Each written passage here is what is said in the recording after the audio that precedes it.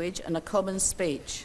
As people moved eastward, they found a plain in Shinar and settled there.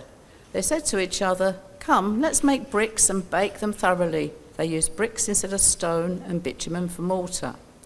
Then they said, "Come, let us build ourselves a city with a tower that reaches to the heavens, so that we may make a name for ourselves. Otherwise we will be scattered over the face of the whole earth." But the Lord came down to see the city and the tower the people were building. The Lord said, "If as one people speaking the same language they have begun to do this, then nothing they plan to do will be impossible for them.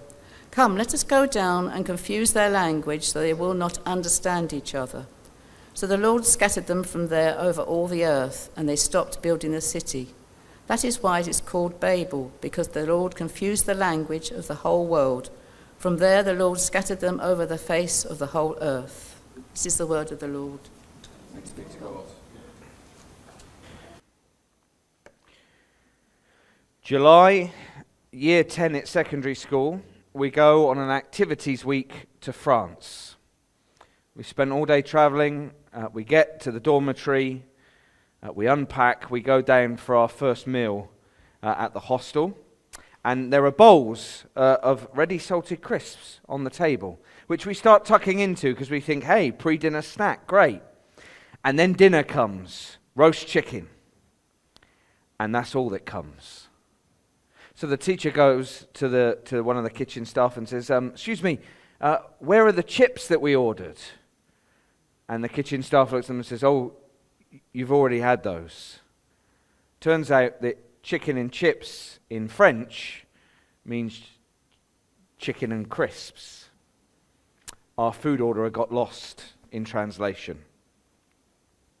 We've all got those examples, haven't we, of communication breakdowns, sometimes with friends, sometimes with family, sometimes at work. Sometimes those are funny, although I was not laughing at the lack of chips in France.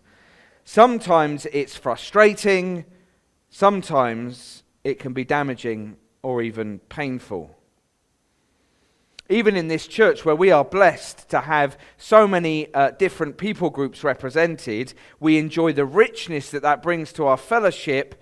Accents, phrases, different languages means we need to work hard to understand each other. Where do these languages come from? And what is the source of the confusion and misunderstanding that comes through so much of our communication? Well, it's right here in Genesis 11, verses 1 to 9, the Tower of Babel, where we get the word babbling. In Hebrew, it means confused. So last time we were in Genesis, we were in chapters 9 and 10. Humanity has had a restart following the flood through Noah and his 3 sons. And as humanity grows, they move out from the mountain that the ark settled on until verse 2, they find this rich and fertile plain in an area called Shinar. But they've grown now into a big group. Verse 1, this is the whole world. Now that might not mean the 7 billion people that are on the world right now, but it represents, doesn't it, a lot of people. And they're a united group of people. Verse 1 to 4, we're being shown humanity united. Verse 1, they're united in their language. Not just one language, but a common speech. No regional accents or phrases. You see, English in Swindon sounds a bit different to English in Sheffield. I'll never forget when I was working as a shelf stacker in Sainsbury's, my manager from Sheffield asked me to go and put out the water. I said, "Go and do what?" He said, "Go and put out the water." "What on earth are you asking me to do?" "Oh, the water." Well, you don't get any of that problem in Shinar.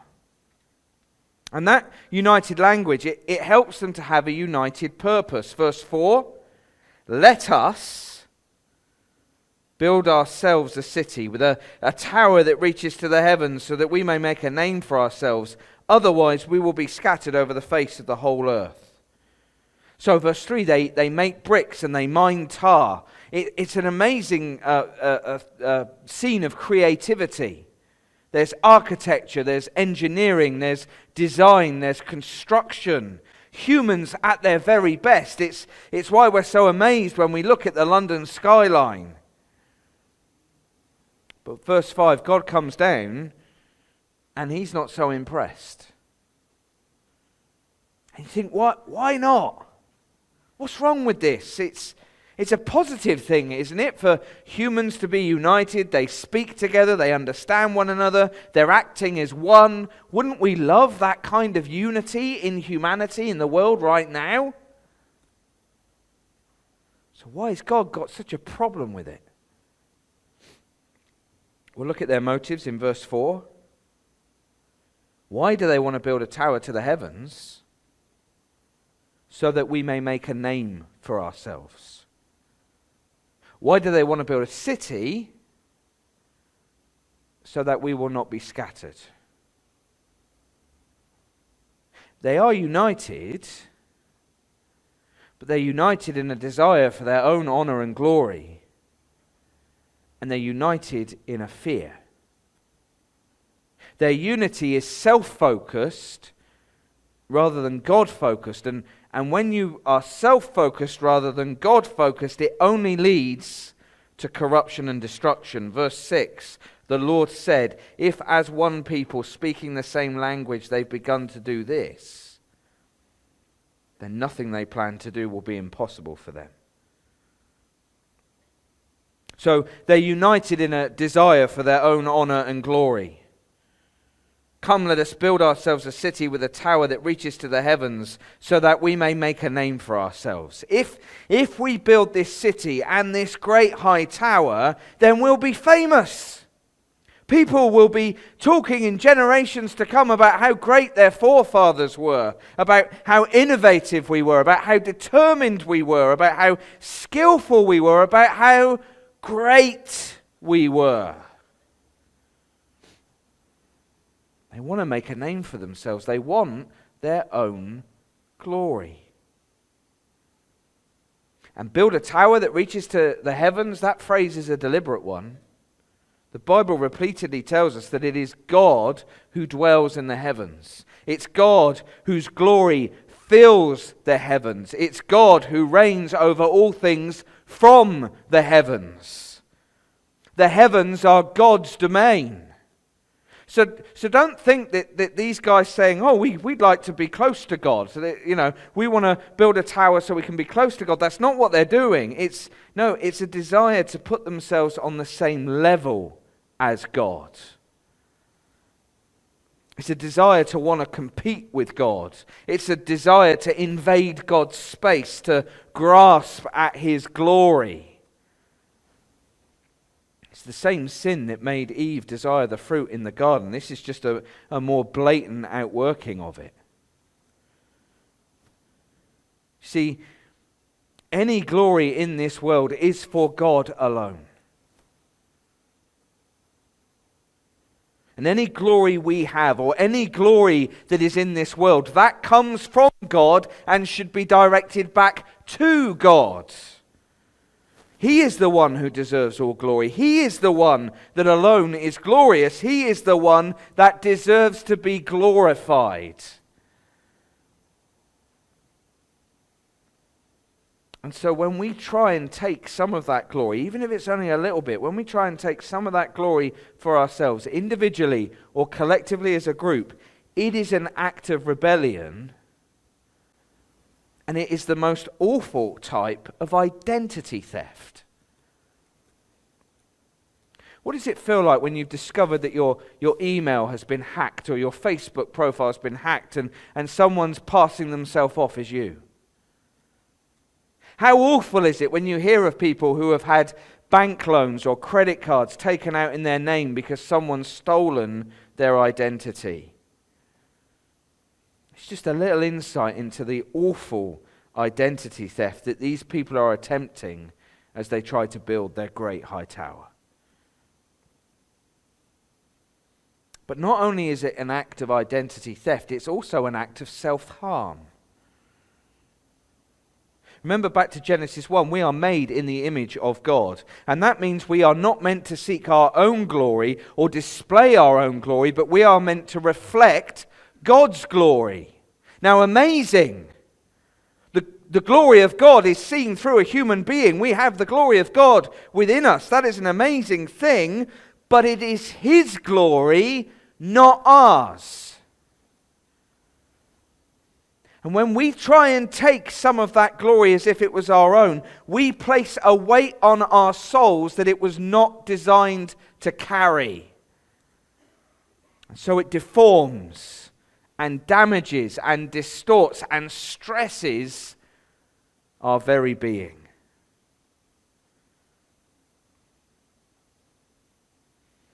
And we see that same sinful desire, that same desire for self-glory, we see it still plagues human society and individual human hearts.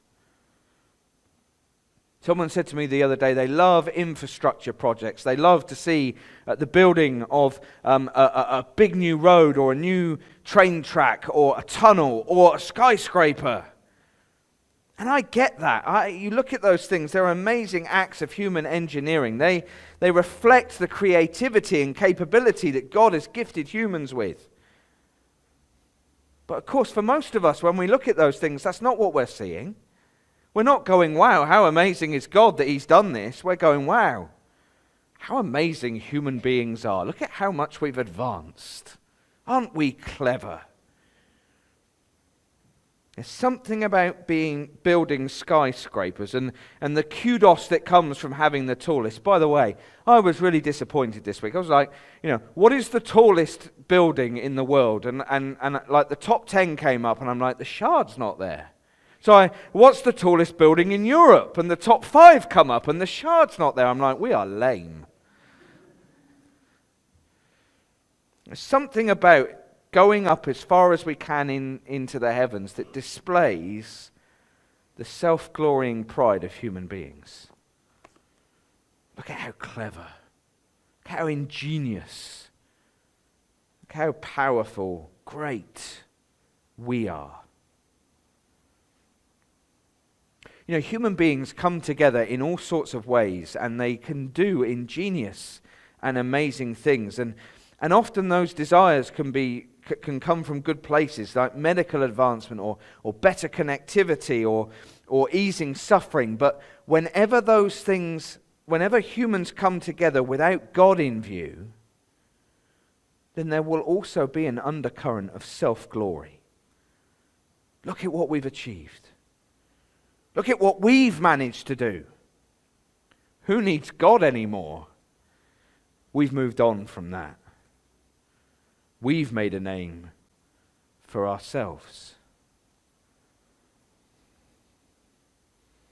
I think we even see that in Red Nose Day.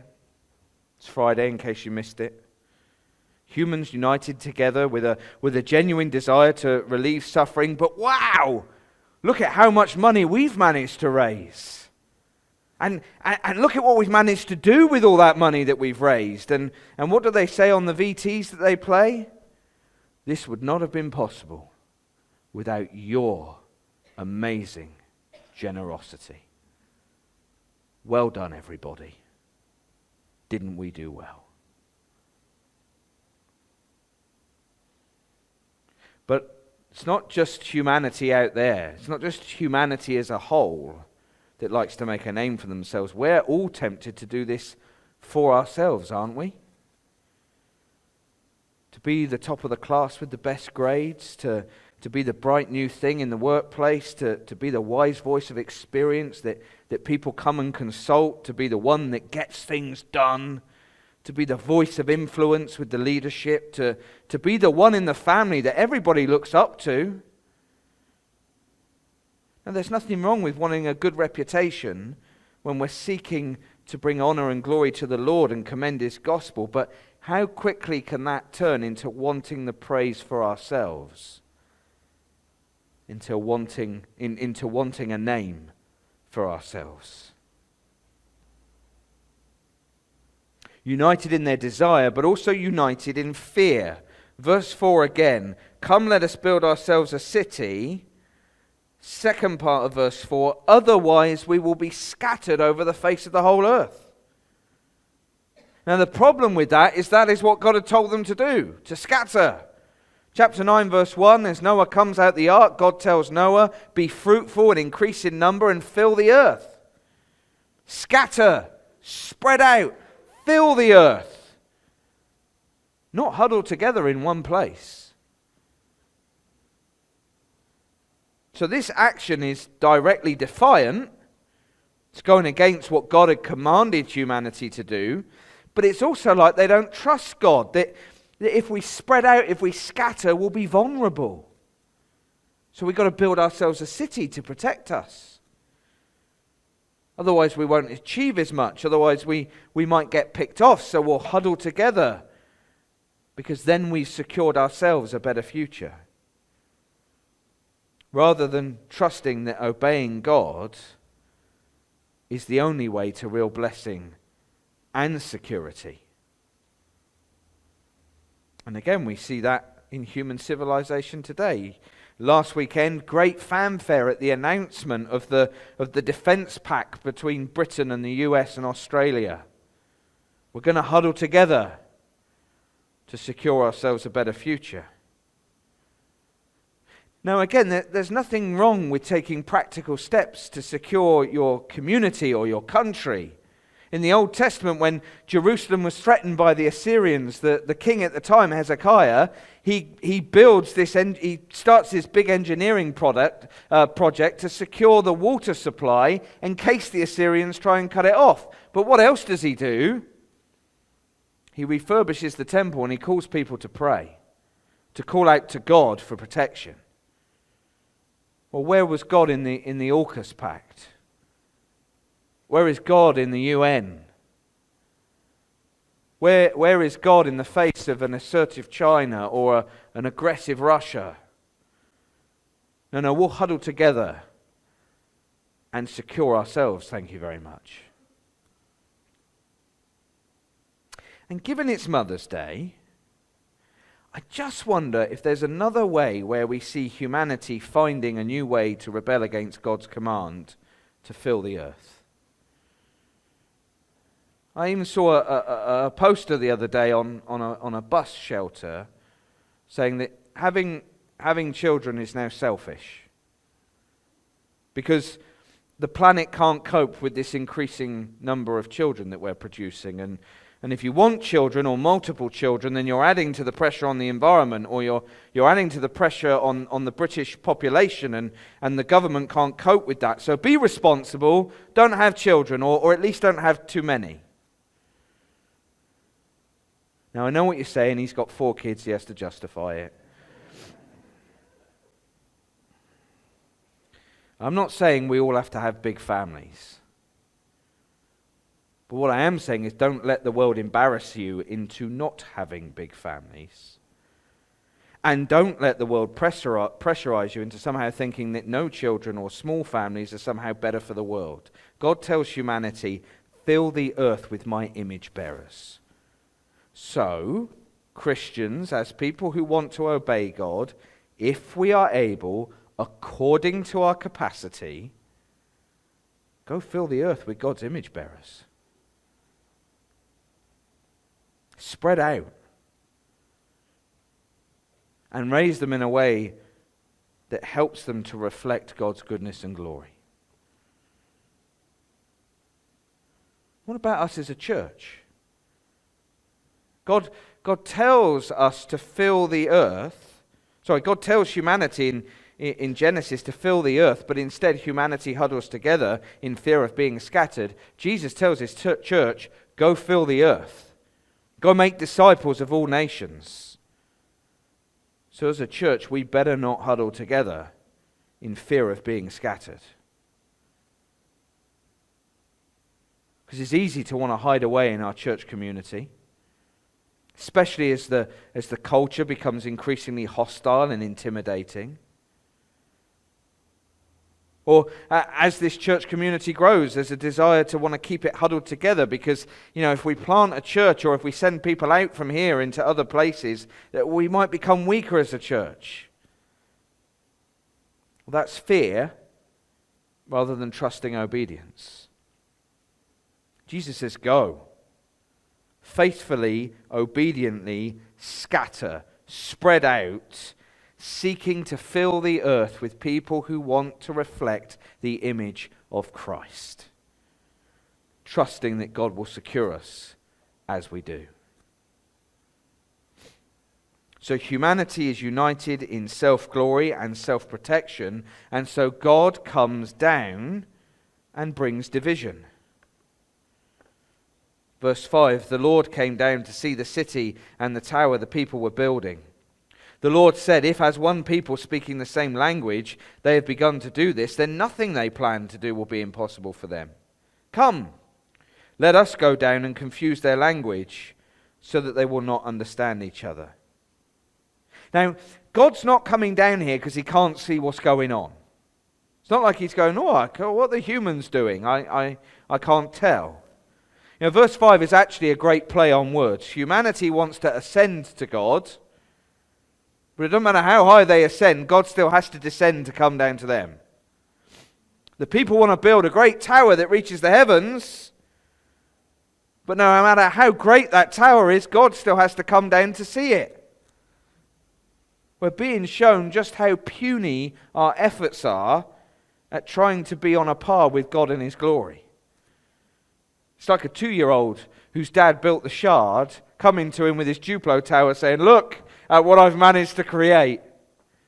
Oh, well done, son, you tried hard. Let me show you the Shard. Like I say, we can be amazed at the London skyline. I am. It's one of the things I love about living here is when you come over White Horse Hill on a sunny day and you see the London skyline glistening in the sun. It's amazing. And we can enjoy the great cities of the world, but that shouldn't come close to the glory that we give to God, the one who made the heavens and the earth and everything that is in them. So God comes and God brings division. But it's also not because he's threatened by humanity. It's not like he's going, oh no, they've managed to do this. What might they do to me? Don't read verse 6 as God is somehow intimidated or frightened about those big, smart, scary human beings. Now remember that humanity united in itself, seeking their own glory and security, is damaging and destructive. And so what God is highlighting in verse 6 is that left unchecked, there will be no limit to human ambition, no limit to human pride, no limit to human arrogance, no limit to human rebellion, and therefore no limit to the damage and destruction that humans united together on themselves can bring. Similar to what God says in response to Adam and Eve's grasping for his glory in Genesis 3:22.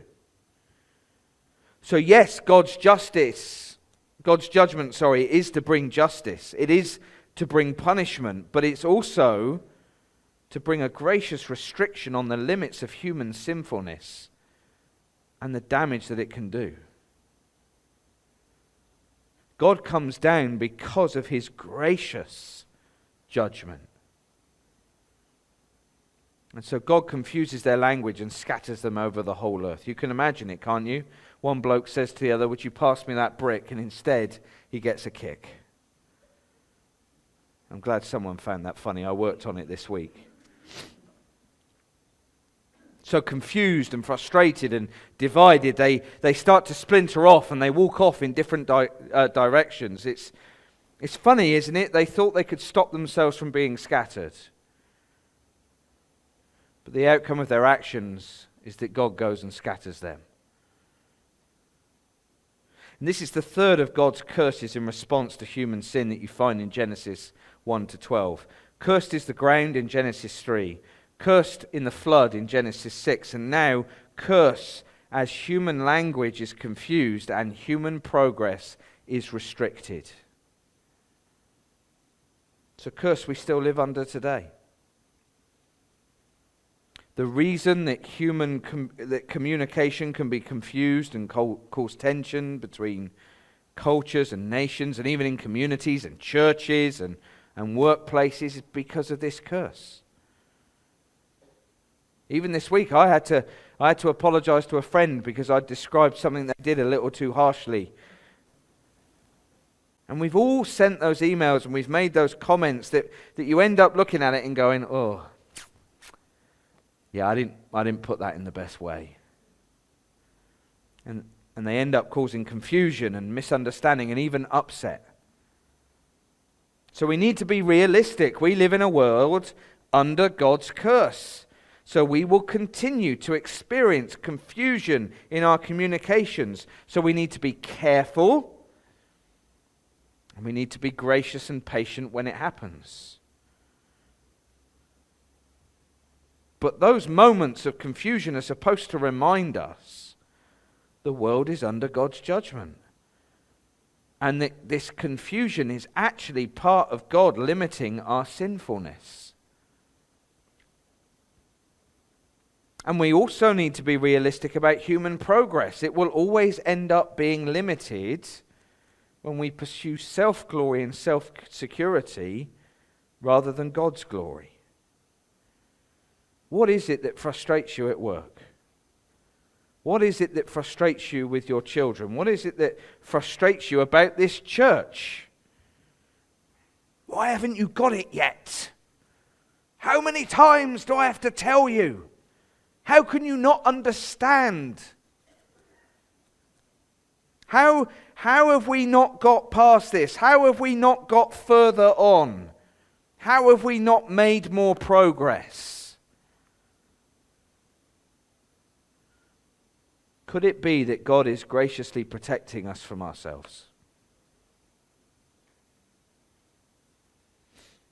So instead of despairing, maybe let that frustration direct our hearts back to Him. And this confusion and frustration with communication and progress, it's supposed to set us up for what's going to come in chapter 12. That the answer to human flourishing and protection and progress, the answer to dealing with a lack of unity and togetherness, the answer to overcoming conflict and confusion is not found in our human efforts. It's found in the one who's going to come as a seed of Abraham to be a blessing to all the nations. But you'll have to come back next week to find out about that. So again, we've seen, haven't we, that Genesis 1 to 12 helps us to understand the world we live in. Why things are the way they are. But remember, Genesis 1 to 12 also provides us with foundations. Foundations for the themes that then run through the rest of the Bible. And what we have here in Genesis 11 is the foundation for the city that is called Babylon. Now that becomes an actual city, becomes the dominant city in the world. It's located in the same place on the plain of Shinar. And it's a city that comes to represent in the Bible all of humanity that sets itself up against God. That all of humanity that's focused in on itself, proud, arrogant, selfish, successful, self-reliant, seeking self-glory. And in the process, they don't only reject God, but they persecute and harm God's people as they rise up against Him.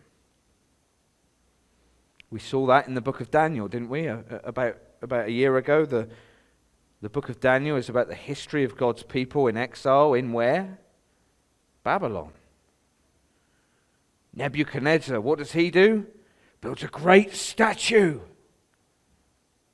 And he wants everybody to bow down to it. And when they don't, what does he say to them?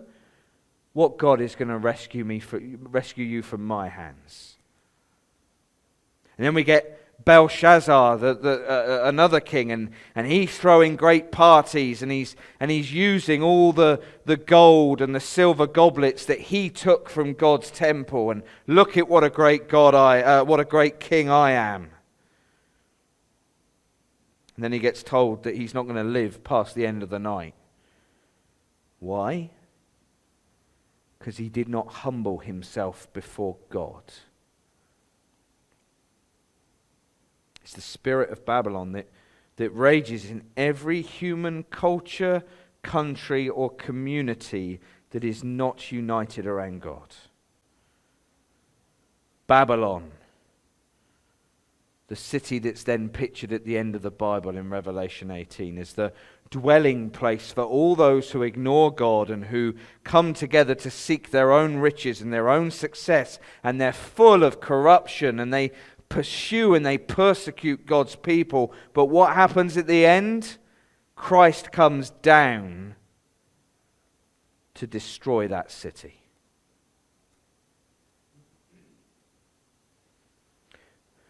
But you know, there's another city in the Bible. Do you know what it's called?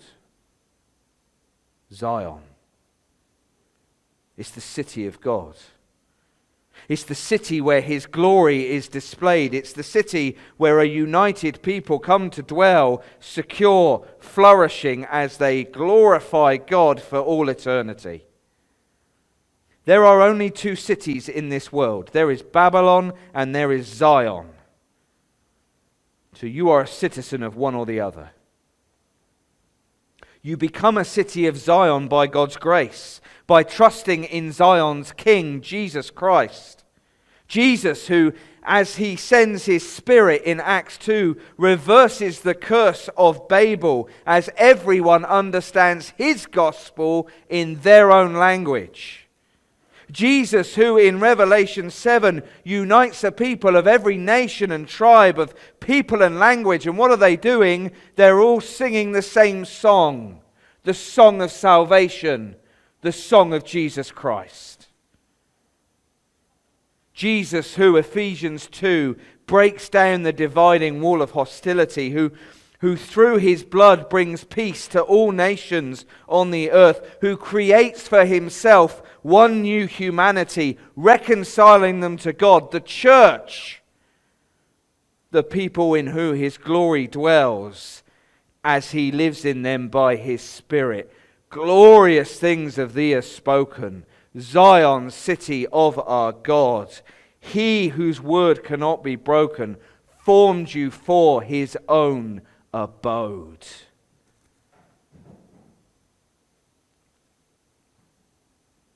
And so, which city are you a member of? You a member of Babylon? Or are you a member of Zion? And if you are a member of Zion, then we need to be a people united for God's glory, not our own glory. A people that are trusting in God for our security, not our own security. So if we are a member of Zion, then we need to be individuals and a community that are centered on the glory of God. So ask yourself, who or what am I living for? Why do I want that job? Why do I want that house? Why do I want those qualifications? Why do I want that promotion? Why do I want to go to that university? Why do I want those followers? Why do I want that reward? Why do I want that accolade? Why do I want that like on my Instagram feed? Is it for my own glory? Is it for my own security? Is it so that I can say I've got a name for myself?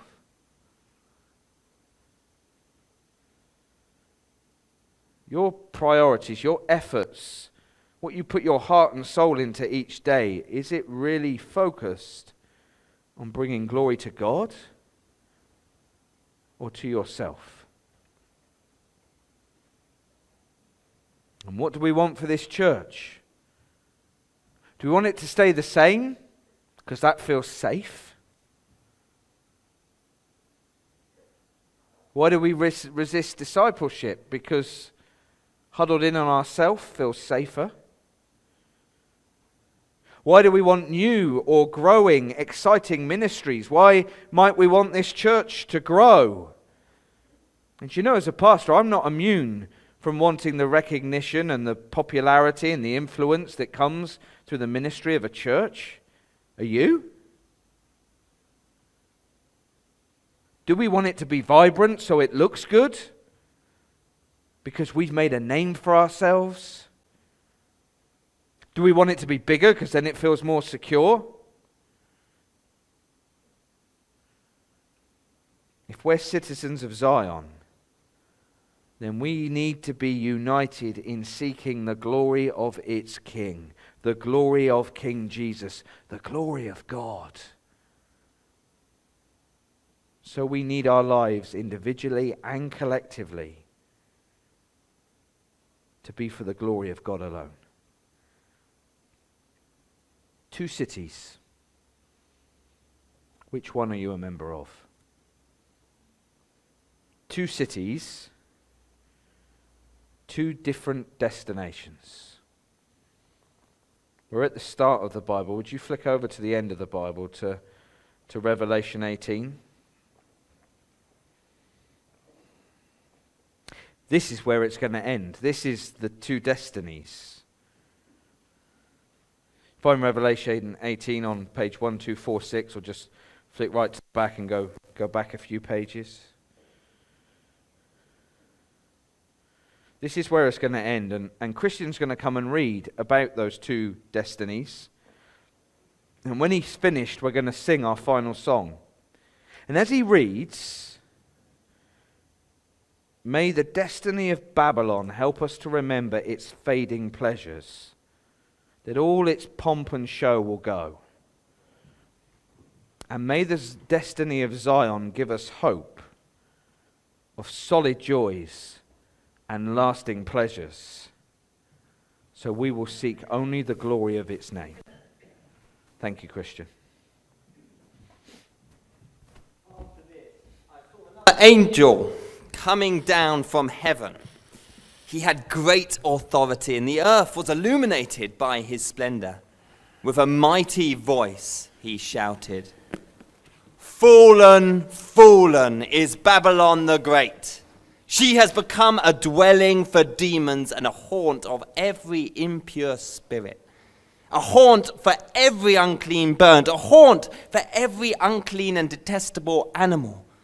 For all the nations have drunk the maddening wine of her adulteries.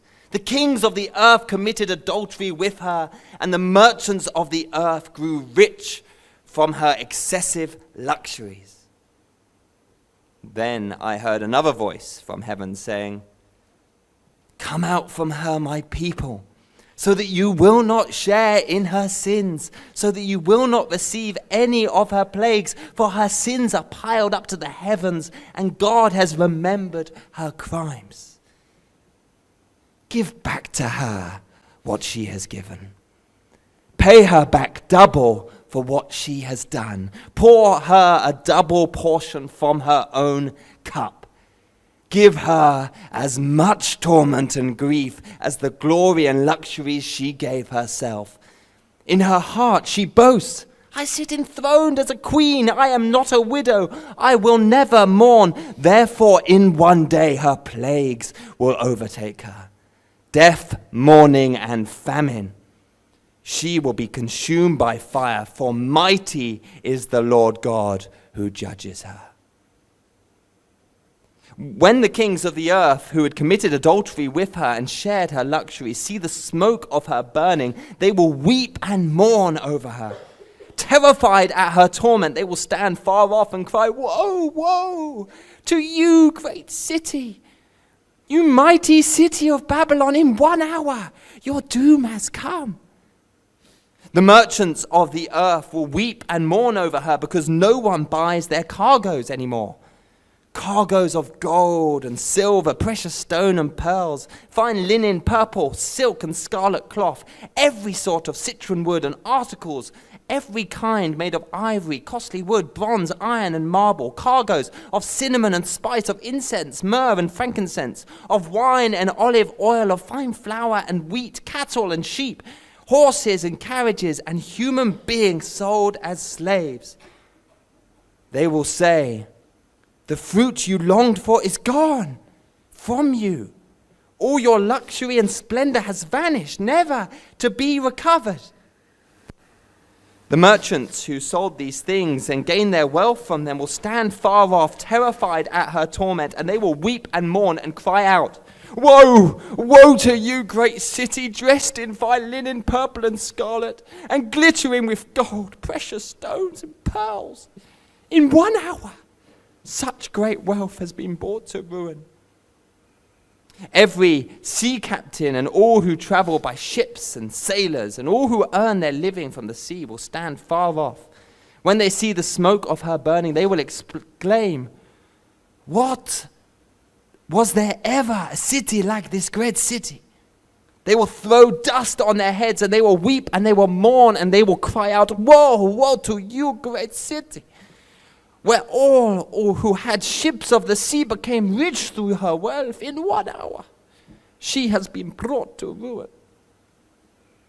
Rejoice over her, you heavens. Rejoice, you people of God. Rejoice, apostles and prophets, for God has judged her, and with the judgment she imposed on you.